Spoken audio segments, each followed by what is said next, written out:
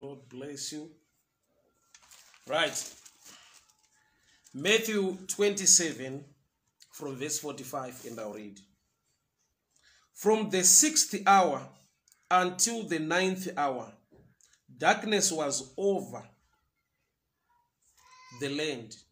About the 9th hour, Jesus cried out in a loud voice, Eloi, Eloi, lama sabachthani, which means, my God, why have you forsaken me? When some of those standing there heard this, they said, he is calling Elijah. Immediately one of them ran and got a sponge. He filled it with wine vinegar, put it on a stick, and offered it for Jesus to drink.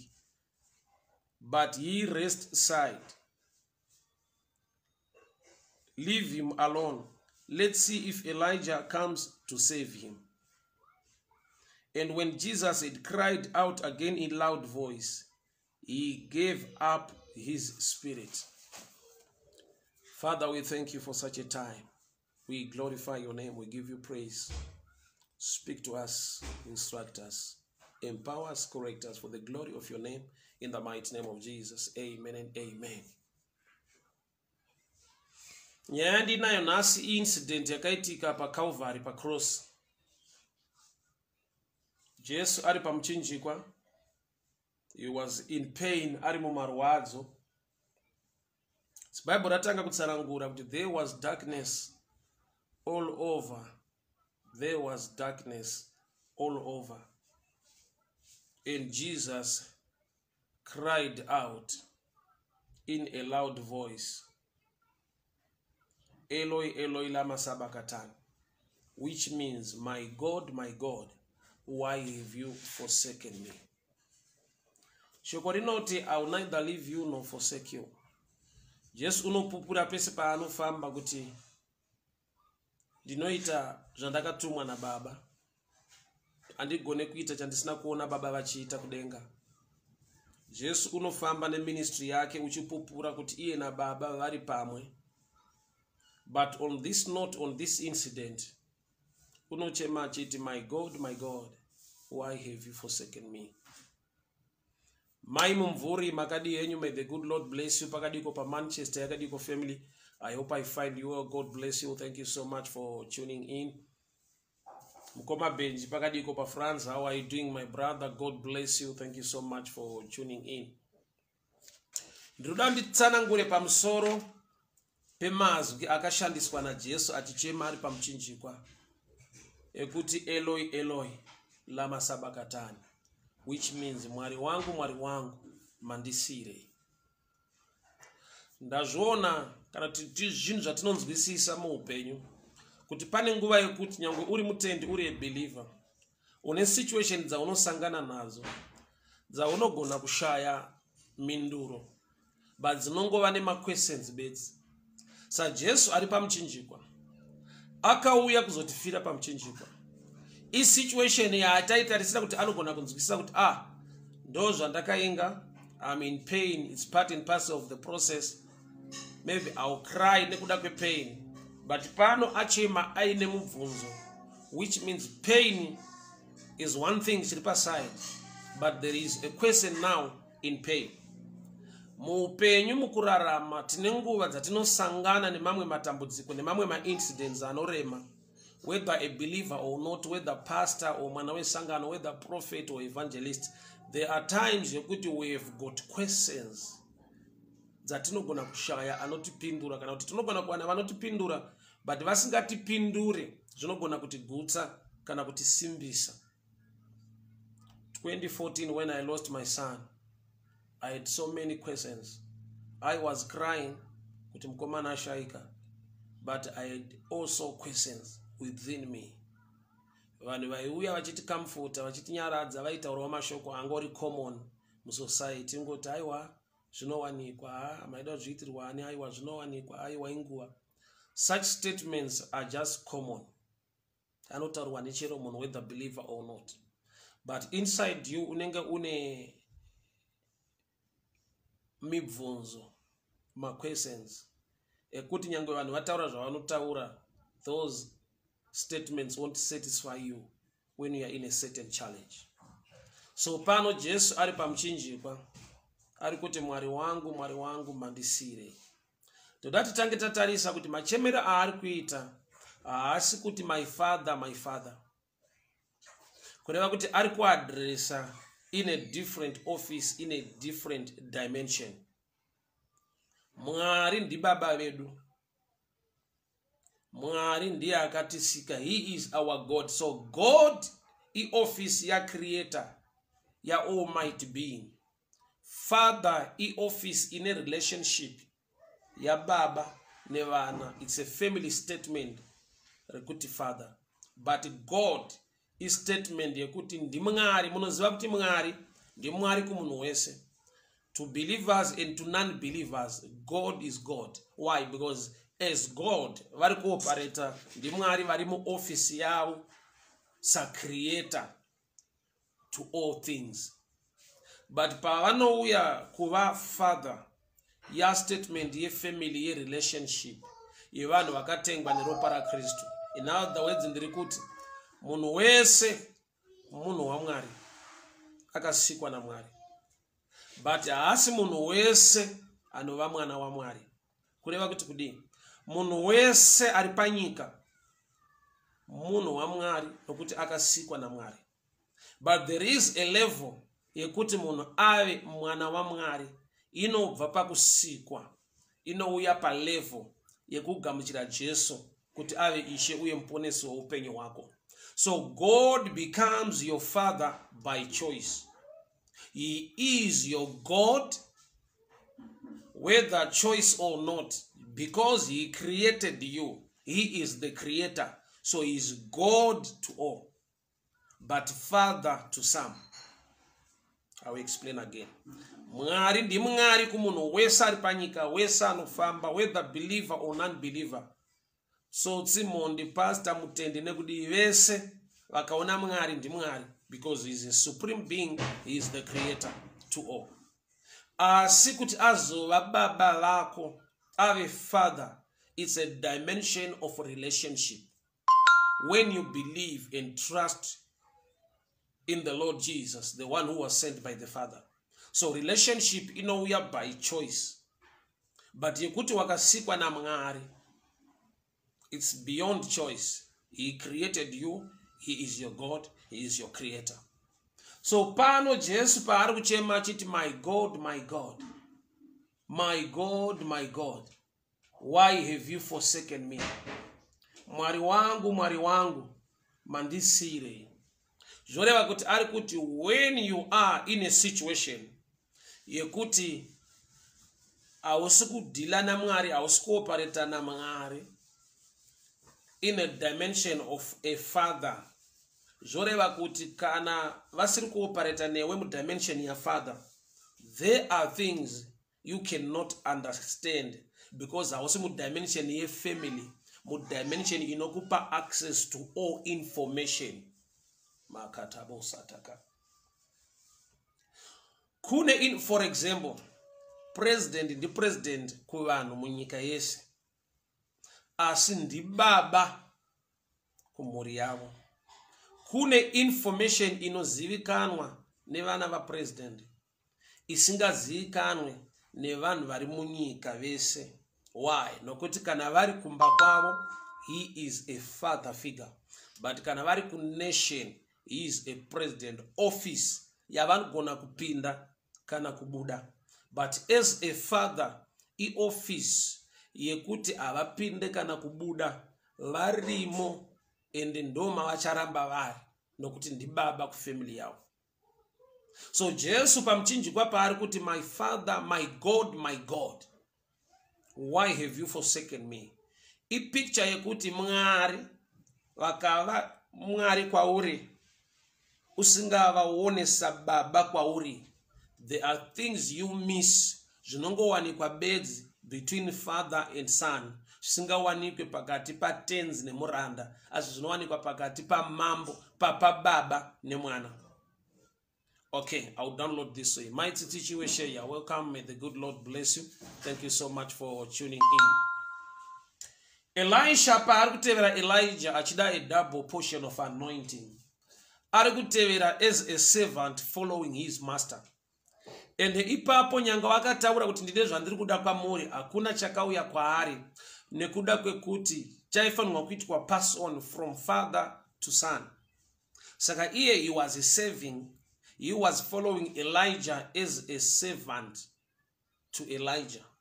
But time yakauya champupuri chikatakura Elijah. Firstly pakauya the chariots of fire and separated the two. Then the whirlwind ndokubva yatakura champupuri chikatakura Elijah. Elisha paakatarisa akachema achiti, my father, my father. That statement is statement inechekuita ne family. Inechekuita nekusirwa legacy, because kana munhu ava baba vako ane right yekukusira nhaka. So uyu paakati my father, my father, 2 Kings chapter 2 verse 9. My father, my father. Then Bible note a mantle fell. So that akagona kugamuchira mucheka, akagona kugamuchira zodzo, nekuda kwekuti akuoperate mu relationship. Maybe I need to read uchigone kuti batsira panapa. 2 Kings chapter 2. 2 Kings chapter 2 from verse 11. As they were walking along and talking together, suddenly a chariot of fire and horses appeared, separated the two of them, and Elijah went up into heaven in a whirlwind. But Elisha saw this and cried out, my father, the chariots of Israel and horsemen. My father, my father. But kumashure kwese kubva kumashuro achitevera, he was following his master, and he was the servant. He was a servant following his master. But the time yaakasimudzwa achienda mudenga wakachinja matauriro akagona kuti agone kugamuchira kuzodza. Why? Nokuti when you are now part of the family, une kodzero yekuwana inheritance, yekuwana nhaka, yekuti uwane zvimwe zvinhu zvisingawanikwe nevaranda. Servants vakasiyana nemasons. Mukatarisa Jesu kuti zodzo riuye pamusoro pake, akaenda kuna Johana akabhabhatidzwa. Denga parakavhurika, Mwari vakataura vachiti, this is my beloved son, in whom I am well pleased. Then the Spirit of the Lord came upon him as a dove. Zvoreva kuti mweya mutsvene paakadururwa pamusoro paKristu Jesu, panga pakonfirmwa relationship ya father and son. This is my beloved son. Paakava mwana pachikonfirmwa nedenga kuti is my beloved son, ane chaakapiwa pamusoro peupenyu wake. So nhaka aipiwe varanda, nhaka aipiwe garden boy, nhaka aipiwe house girl, nhaka inopiwa vana vepo. So when you serve as a servant, auwane inheritance. But when you serve uri mwana, the inheritance becomes yours. Let me just go back to my story. So Jesus ari pamuchinjikwa ari kuti my father, my father, my God, my God, means we have my God, my God. Why have you forsaken me? Kureva kuti ane information yaari kuti is missing now. I need to know why God is forsaking me. I'm doing the will of my father. I'm doing his will. But why is God forsaking me? Now, iri pakuti, ari mu marwadzo, ari mu pain, ane zvipikiri, ane kurwadziwa, ari mu kutambudzwa. There are times ekuti tikashika mu marwadzo, mu kunetseka, mu kutambudzika, tine zvatinogona kukanganwa. Unoita pfungwa yekuti Mwari vachiri baba vangu here. Unoziva here kuti ukasvika pakurwadziswa nemumwe munhu mu relationship, unoita pfungwa yekuti haachandida asi mumwe wangu. Pain inodisturba kana kuti inokanganisa relationship to an extent yekuti munhu ane zvaanotaura. Munhu kana ari mu pain, I remember preaching sometime, nyaya yepain. Kana munhu ari mupain anogona kutaura mazwi anga asingade kutaura just because ari mupain.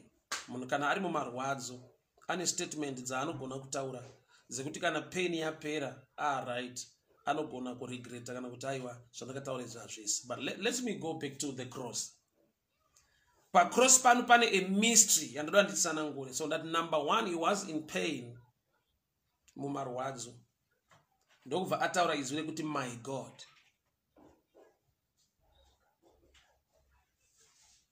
But anooperator in two dimensions, God and Father. So ukati God, there is something you can miss because he's no longer, you are no longer treating him as Father. But I want to show you something. Now iri pano ndeyekuti Jesu paari kudaro pane chinhu chatinofanirwa kuziva. Vakaramba vari baba vake pacross. Ndinzwe zvakanaka. Akati my father, why have you forsaken me? Azvibude pakudai. Nokuti kana vari baba avaregere mwana wavo ari mupain ivo varipo vachigona kumubvisa. But chakaita kuti pave ne a shift from father to God. Inauye kuti nyaya iyi yakagarirwa pasi kudenga kuti Jesu ari kuya pamuchinjikwa kuzofira vanhu. Saka the only way yekuti agone kufira vanhu ndokunge baba vaita kunge vamusiya vakaoperata as God. Why? Nokuti baba, a father figure, baba vane rudo, vane relationship, baba ne mwana pane chekuita neropa.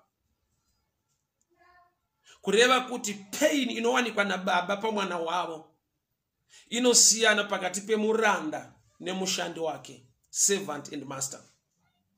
So pakava ne interchange, pakava ne kushandurwa kwemazwi. Jesu haachati my father, why have you forsaken me? But ari kuti my God, kureva kuti paanongova God to you, ane zvinhu zvaanogona kutendera zvaasingagone kutendera as father to you. Ameno kana ndiri kunzwika apa, rega nditsanangure futi zvakanaka. Baba kumwana wavo pain havaitendere, vanoburitsa mwana mumoto, vanoburitsa mwana mumatambudziko. Relationship ya father and son yakasiyana neya master and servant.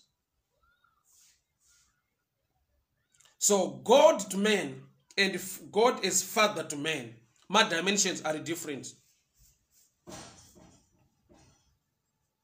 So nekuda kwekuti Jesu ari kuya kuzotifira pamuchinjikwa iri purpose yedenga, iri purpose ya baba. But azvaita kuti baba varegere mwana achichema ari mupain nekuda kwerudo, nekuda kwerelationship. Sa chakaitika ndechekuti baba vakaoperata vari muoffice ya God, not as father. Why? Nokuti vakadaro vakutendera kuita fulfill, kuzadzikiswa kwechinangwa chaakainga. Vakaramba vari father to him pacross, haasi kuzoita fulfill nyaya iyi nekuda kwekuti baba vakarwadziwa kuti mwana wavo arwadziwa, havagone kutendera mwana ari mupain. But kana pain iyoyo, marwadzo iwayo, iri plan yedenga kuti agone kutifira pamuchinjikwa, ropa nemvura zvierere vanhu vaponeswe, Mwari vanofanirwa kushifta from father to God, so as to allow the pain, but that pain iri reason ye gain, iri reason ye salvation. Mai Mukwena Muguti, you're welcome. Sister Konishala, a good evening to you. God bless you. Thank you so much for tuning in. I'm so happy to see you online. Hello, people. Hello, people. God bless you. God bless you. A good morning to you. Good morning to you. Bye-bye. Bye-bye. All right. Right. So, Jesu wakauya kuzotifira pamuchinjikwa kuti tive neruponeso. Iri nhau yakagarirwa pasi kudenga kuti auye panyika kuzofira vanhu. But kana apa muchinjikwa baba vakaramba vainaye, hazvigone kuti afe nekuda kwekuti Mwari avafe. The life of God zowe, life ya Mwari kana iri maari, azviite kuti kana vakamuroverera agone kufa pamuchinjikwa. Muchazvoona kuti even crucifixion handiyo yakauraya Jesu. Pandaverenga pati he gave up his spirit. He gave up his spirit. No wonder ipo pa cross vari vatatu varovererwa mbavha mbiri na Kristu, vaviri ava vakatobaiwa kusvika vafa. But pavakauya kuna Jesu, he was already dead. He died first, not because of crucifixion. He was on the cross, yes, but he died as to give up his life. He gave his Holy Ghost. He gave up his spirit. Alright, and my Father, my God, my God. So parikuti Eloi, Eloi lama sabakatani. Mwari wangu mandisiri. Is situation incident. Yekuti mwari vano operator is God to you. So to allow jamaka wirirana navo very father to you to fulfill or to reach your destiny. Kuti zvimwe zvinhu zvizadzikiswe. Tinema issues, nema situations anaita pass through marwadzo zvinorema zvinogozha. Zvekuti izvozvo zvinogona kukupa mufungwa yekuti asi Mwari vandisiya, asi Mwari havachandida, siya varegera situation nematambudziko achindiwira kwandiri. But it's a passing phase yavanotendera kuti ukapindana nemo ine much reward. Bible not unless the seed dies. Mbeu ikasafa muvhu haigoni kuva nezvibereko zvakawanda. I know kuti mumwe unogona kusadzigamuchira zvakanaka kuti how can God allow pain mulife yangu, ndoda tobuda mukati mepain yacho. Nzwai pano Jesu, the only way yekupa vanhu salvation is to pass through the cross. Pa cross pane pain iripo, but nekuda kwekuti the outcome, the result is known prophetically. Denga Mwari vanotoziva kuti unopfuura nepamuchinjikwa achafa nezuva retatu achamuka. So there is life after the cross. And life after the cross is different than life before the cross. And chinangwa cha Mwari chekuti vanhu vaponeswe ndechekuti Jesu auye atifire pamuchinjikwa. But kana ari pamuchinjikwa ari mupain, akaoperata pamuchinjikwa ari mu relationship ya father and son, akarovererwa, anotopinda mu so much pain. Why? Because haasi kuzofa. Pain haina zvairi kuzomuita, ne situations dzepacross hadzisi kuzomukanganisa chinhu one, nekuda kwekuti the God kind of life inenge iri maari. Saka baba pavanoita sekunge vamusiya, ndo pavatopindira mu situation yacho kuti chizadzikiswa. Vakaramba vainaye haasi kuzofa. Vakaramba vainaye vanoita makore mazuva ari pa cross achingorovererwa pasina chiri kuchinja. But vakaita sekunge vasuduruka paari kuti why have you forsaken me? Inauye kuti pane zvinofanirwa kuitika nekuzadzikiswa kana ivo vasuduruka pauri. In other words, kusuduruka kwavo pauri, kupindira kwavo munyaya dzawakafambira kuti dzizadzikiswe. So pane time yekuti Mwari vane zvavanotendera zvinogona kukunetsa nekukushungurudza kuti sei vatendera situation yakadai kuti ndisangane nayo ndipindane nemairi. Unotoita mvunzo, unotoita prayer nestatement iyoyo mukati memoyo wako kuti ko Mwari mandisirei. Ausatwa muzoona kuti ai dai Mwari vapindira mu situation, dai Mwari vapindira mu. Tine nguva dzatinonzwa kuti Mwari vabuda mu situation iyi. Mwari nanga ndinawo, Mwari ndiri kufamba nawo. But mu situation iyi ndiri kunzwa sekunge Mwari vabuda. Ma statement yekuti Mwari pindirai anongozadzikisa statement iri pa cross yekuti Eloi, Eloi lama sabakatani. Mwari wangu mandisire. But I've realized kuti pane zvinogona kuzadzikiswa bedzi. Vakaita sekunge vasuduruka vabva pauri. Gamba iyo vachiti I will neither leave you nor forsake you. Zvazvinoreva ndezvekuti pavanoita sekunge vasuduruka pauri, unenge watadza kuona kuti vapindira munyaya dzako in a way yekusuduruka. Can I go deeper? Can I go deeper? Pane zvandiri kunzwa. I need to explain something here. Handei kunauye mukadzi waLot. Mukadzi waLot mu destiny, mu future yerwendo rwaLot ahamo. nokuti kuti tiwane rudzi runonzi Moab rwakabva paera pamusikanzwa pasini yakaitika incest yakaitika pakati paLot nevanasikana vake. Lot akarara nemwanasikana wake kukaberekwa mwana unonzi Moab. Ruth watinoona eMoabites achiuya kuzororwa naBoaz. Ruth iproduct inobva paincest pakuti Lot akavata nemwanasikana wake nechikonzero kuti mai Lot vanga vasara munzira, and she turned into a pillar of salt. The reason why Bible rinotsanangura mai Lot kuti vakava chiru chemunyu inauye kuti there is a shadow picture, a revelation concerning salt. Jesu paanouya anoti mukava vatende mukatenda kuvhangeri rake imi munobva mava munyu wenyika.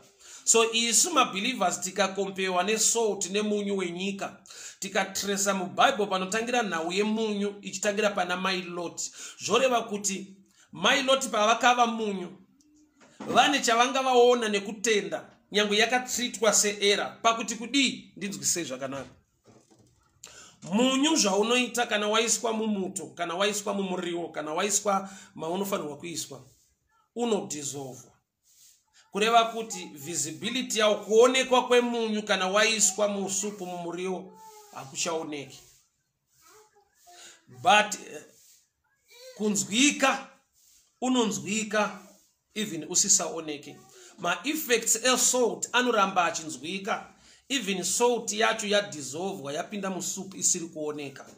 In other words, my Lot vari kuti kumberuko handisi kudiwa, nyangwe ndisiri kudiwa kumberuko, chandichaita ndechekuti ndichamira pano as salt kuti kumberi hamusi kuzondiona, but kumberi uko muchandiona kuti ndaitoziva kuti handimo muprogramu iri mberi yekubereka rudzi rwaMoab. Nokuti Lot nemudzimai wake havatipe rudzi runonzi Moab. KuMoab ndokunobva Ruth. Saka denga rine plani nemukadzi anonzi Ruth kumberuko achabva munyika yaMoab kurudzi rwaMoab. Saka mai Lot vakaramba varimo murwendo vakandosvikawo mberi, rudzi runonzi Moab hakuna, Ruth haasisiko, plani yekurorwa kwaRuth naBoaz kumberi haiko. Saka mai Lot vanoti as a believer ane revelation, I stand here, I act as salt. Kuti salt zvainoita inoiswa mumuriwo yoregera kuonekwa, asi munhu paanodya unonzwa achitaura kuti salt irimo, ndiri kunzwa salt. Zvoreva kuti pane pekuti Mwari vanoita sekunge avapo, but varimo muresult, mureason sei vaita sekunge vasuduruka pauri. Saka Jesu paari kuti my God, my God, my Father, my Father, my God, my God, why have you forsaken me? Ari kuti Baba avapo, Mwari avapo pano, ndiri kuvashayiwa, vandisiya. But pa destiny yekuti ndichafa ndichamuka ndauya kuzofira vanhu kuti vanhu vaponeswe varimo. Saka avapo kuva present mu situation, but vari present mu purpose, muchinangwa chiripo kuti chizadzikiswe ndifire vanhu vaponeswe Baba varipo, but kuti ndivaone kuti varipo mupeni yandinayo handisi kuvaona. So ipapo pane a salt effect yakaitwa naMwari pacross. Salt hauione mumuriwo, but ukadya muriwo unoinzwa kuti irimo. So Jesu paari kuti my God, why have you forsaken me? Ari kuti pano handichakuonai munenge mandisiya, but chandinoziva, you neither leave me or forsake me. Murimo mu purpose, but pa pain nepa cross handisi kukuonai, but mu purpose you are still there. Amen. Kana nanzika zvakanaka ipanapa. So there are times yekuti unoita sekunga hausi kuona Mwari mu situation yako, vanenge vakusiya, but at the end unotozoona kuti asi panguva iyi zviye zvakatenderwa naMwari zvinorwadza nezvinorema ndikafungidzira kuti Mwari vandisiya, zvanga zvakandinakira nekuda this result or this purpose yandakusangana nayo.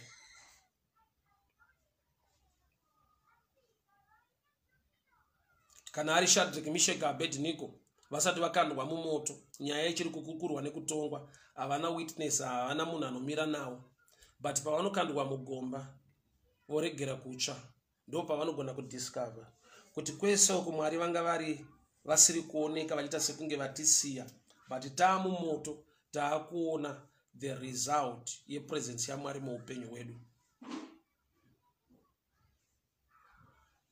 hama dzangu muupenyu mukurarama masituations atinogona kuti Eloi Eloi lama sabakatani ariko.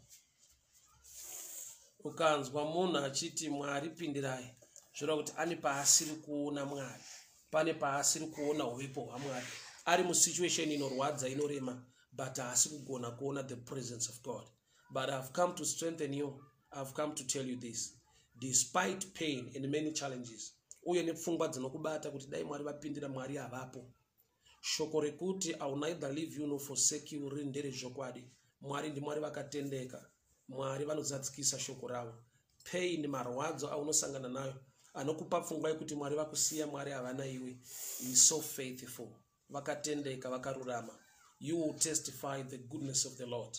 Inguva yekuti kana mbeu ikaiswa muvhu ikafusirwa, 2 days vanhu vanogona kupfuura nepo vakataura zvavanotaura kuti wasted land, hapana chiri kubuda, hapana chaita, but inhau yekuti the temperature irimo muvhu nemamiriro akaita zvinhu muvhu imomo ari kugadzira kuti mbeu igone kuita germinate.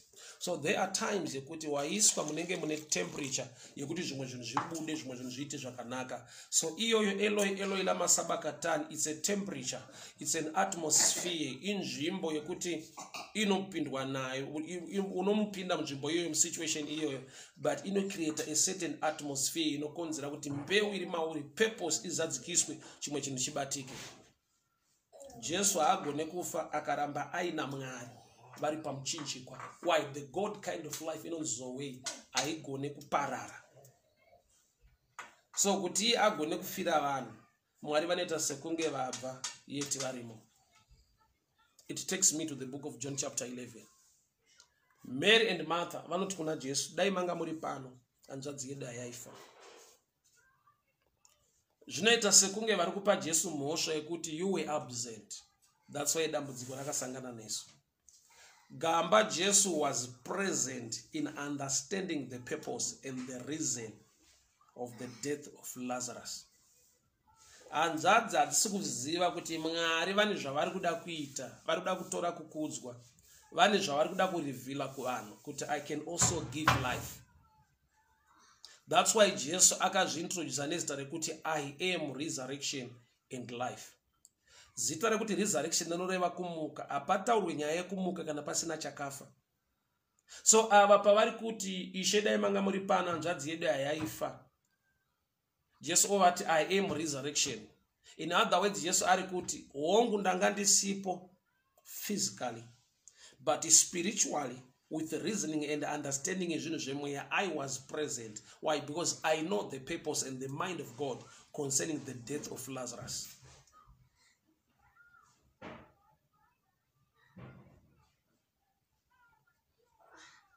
People of God, hear me very well. Tine nguva yatinosvika kuti asi Mwari apa vandisiya. Situation yangu iyi Mwari vakaita nge vandiramwa vasiyana neni. Eloi Eloi lama sabakatani. Inguva inosvikika mukurarama, whether believer or not. Yaunonzwa kuti pano ndiri ndega Ishe vandisiya. But nokuti vakatendeka uye vakarurama, you will testify the goodness of the Lord. Unecha uchaona uye uchatenda kuti Mwari munguva ya Eloi Eloi lama sabakatani maka create an environment, a situation yakabika nekugadzira zvimwe zvinhu zvanga singagone kubatika dai pasina kufurwa nemusituation iyoyo.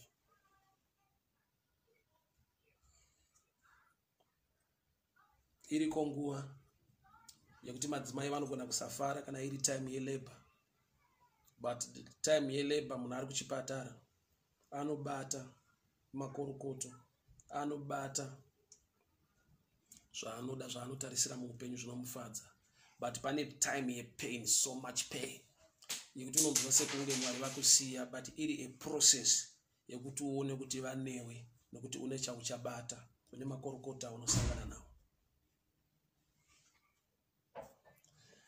Hama dzangu, ndinofara kukuonai. Mwari werugare vakuchengetei, Mwari wenyasha vakugonesei, nyasha dziwanzwe, Mwari vakurwirei, Mwari vakuchengetei.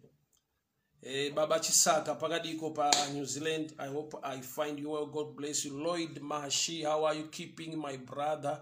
Talent Mayembe, God bless you, God bless you, God bless you. Mwari vakuitire nyasha, Mwari vakugonesei, Mwari vakuchengetei. Nyasha dziwanzwe. I speak blessing and I speak favor over your lives in the mighty name of Jesus. Malcolm Sigauke, how are you doing? How are you keeping? God bless you, God bless you, God bless you, God bless you. Baba Maduro, how are you keeping? How are you doing? God bless you, God bless you, God bless you. Nyasha dziwanzwe, Mwari vakuchengetei, Mwari vakurwirei. Nguva iriko hama dzangu yatinogona kusangana nayo yekuti unogona kuva nepfungwa yekuti asi Mwari vandisiya, asi Mwari havasi kundiona, ko sei vanditendera kupinda nesituation dzakadai. But I've come to tell you this. Vanoramba vari Mwari, vakatendeka nguva dzese, vanozadzikisa chavakavimbisa. Imagine Joseph in prison. Bible ndo rakatongotizivisha kuti the Lord was with him. But in other words, by common sense ne natural reasoning yemunhu, munhu anoita pfungwa yekuti kana ndikapinda mujeri nemhosva yandisina kuita, truly justice haina kupiwa kwandiri, kana kuti Mwari havana kutendera, kana kuti Mwari havana kundirwira, Mwari havana kundiwanira nyasha, Mwari vandisiya, Mwari vandirejecta. Imagine Joseph in prison asina kucommita the crime, kuti pfungwa yake akafunga sei, akazvigamuchira sei, akazviona sei, akazviona sekunge ari musituation ya Eloi Eloi lama sabachthani.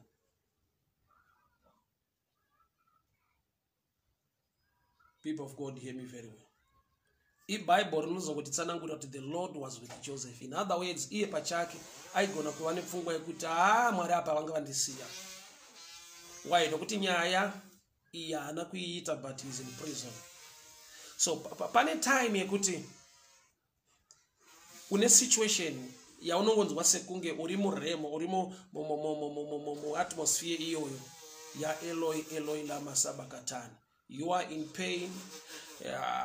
Una help very close to you, kuya people who are close to you have deserted you. Kune ma situations aunonzwa kuti pano ndinenge andisina nyasha dza Mwari, Mwari vandisiya, Mwari vasudurutsa help from me, Mwari vasudurutsa favor from me, ndichakwanisa kuona Mwari. But I've come to realize kuti that time ine zvaino creator.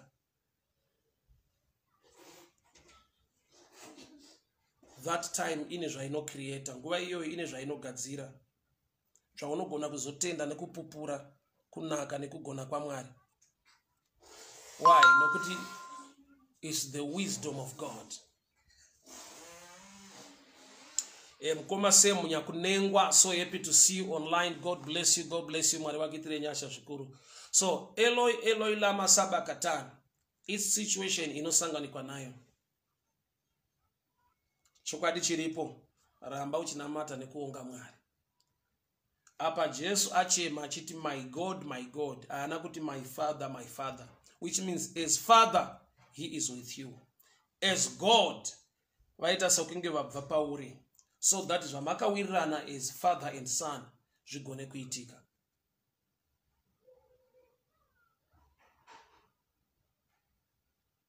Father, we thank you for your word.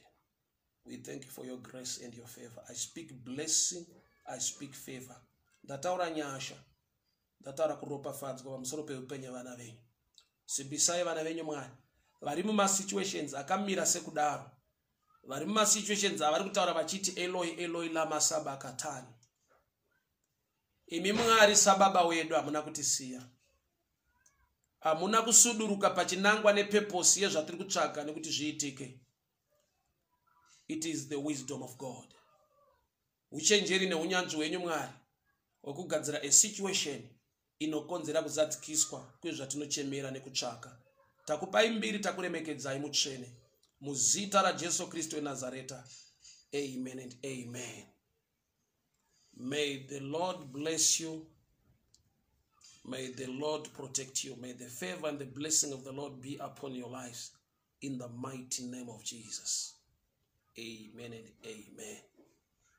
Hama dzangu, Mwari werugare vakuchengete, Mwari wenyasha vakugonese. Tisinganisike zvakare mangwana nenyasha dza Mwari. So this sermon, it will be also on MP3. Maybe you can play it uri motikari mako, uri mba mako uchifamba as an audio. So no matter, you can just hit my inbox so that I can send it to you. But Maybe I'll send to you later in 2 hours or 3 hours time. God bless you. Bye bye. Muswere munyasha. Mwari wakuchengete.